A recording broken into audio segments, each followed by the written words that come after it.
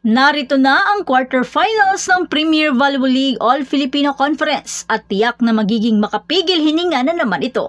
Ang mga top seed na Creamline at Petrogas ay naghahangad na mangibabaw sa team standing.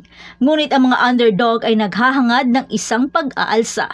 Pero sa season na ito, anumang bagay ay posible. Dahil una, ang powerhouse na Creamline Cool Smashers na pinamumunuan ng mga volleyball superstar na sina Tots Carlos, Gemma Galanza at Alyssa Valdez ay haharap sa Cheritigo crossovers. Ang Creamline ay may malakas na opensa, matatag na depensa at karanasan sa pagkapanalo. Madali man nilang natalo ang Cheritigo sa preliminary round, ngunit ang Cheritigo na pinamumunuan ni Aragalang at Shaya Adorador, ang labang ito ay kailangang may mag-step up na mga ibang manlalaro na di pwedeng umasa sa diskarte ni Aragalang. Kailangan nila ng malakas na depensa upang pigilan ang mga opensa ng Creamline.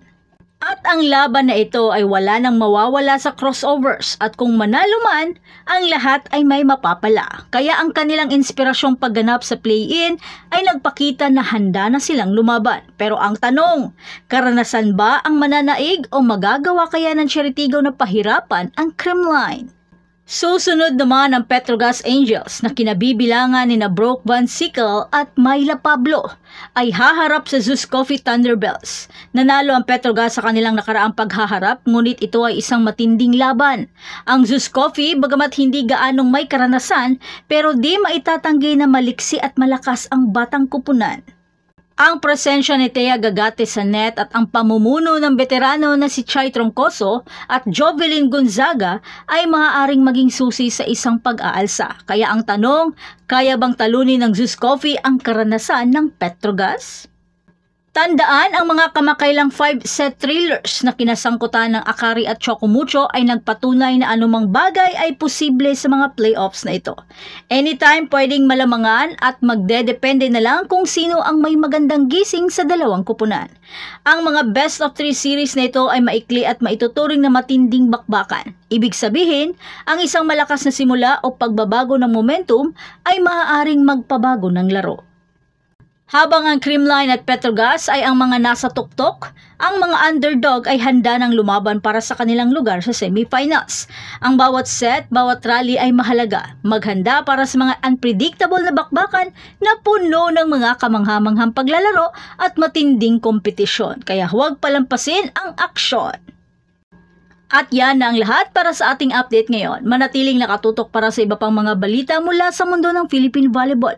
Huwag kalimutan mag-like, mag-subscribe at i-spike ang notification bell para hindi ma-miss ang mga susunod na video. Hanggang sa muli, patuloy na mag-spike at mag-dig sa ating channel.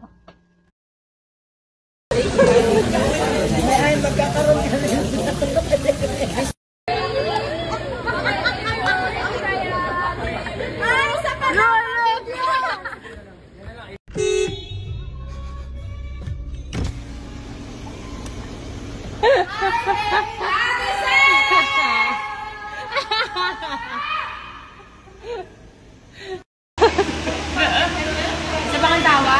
Isa ba nga? Hindi na balik na ako. Nagpipicture lang tawa. Try mo lang. I-tape mo na nga to. Ano?